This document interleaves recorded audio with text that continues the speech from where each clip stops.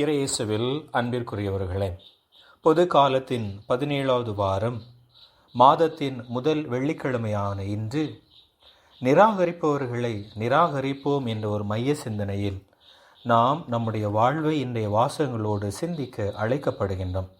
பொதுவாக நம்மை யாராவது நிராகரித்து விட்டால் நாம் வருத்தப்படுகிறோம், சோர்ந்து விடுகிறோம். வாழ்க்கை என்பதே நிராகரிப்புகளின் தொகுப்புத்தான். புறக்கணிப்புகள் எல்லாம் மகத்தான மனிதர்களின் வாழ்விலும் நடந்திருக்கிறது.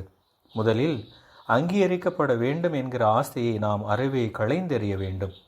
எப்போது நம்முடைய பணியை நம் மகிழ்ச்சிக்காக செய்கிறோமோ அப்போது அங்கீகாரங்கள் அவசியமல்ல. நம்மிடமிருந்து கிடைக்கின்ற அங்கீகாரம் அடுத்தவர்களுடைய ஒப்புதலை காட்டிலும் முதன்மையானது, மேன்மையானது. தான் செய்கின்ற பணி தன்னை காட்டிலும் முக்கியத்துவம் வாய்ந்தது என்று கருதுகின்ற போது அது அர்ப்பணிப்பாக அரும்புகிறது. அன்போடு பணி செய்வது போய் இன்று அன்பை காட்டுவதற்கே நிறைய பணி செய்ய வேண்டிய அவசியம் ஏற்பட்டுவிட்டது.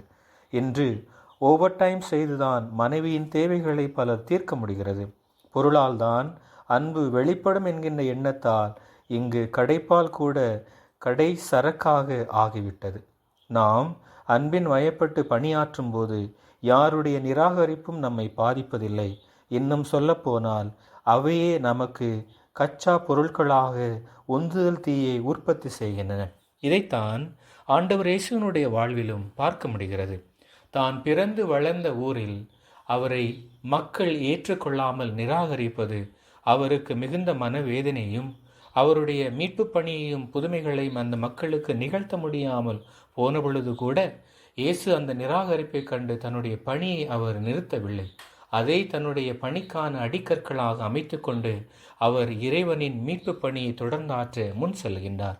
இன்றும் நலமான பணிகளை முன்னெடுத்து செல்பவர்கள் நிராகரிக்கப்படுகிறார்கள். ஆனால் அவர்கள் எடுத்துக்கொண்ட முடிவில் தங்களுடைய கொள்கைகளில் நிலையாக நிலைத்திருந்து முன் செல்வதால் இன்று வையகம் வாழ்கிறது, மண்ணிலே மனிதம் நிலைத்து நிற்கின்றது.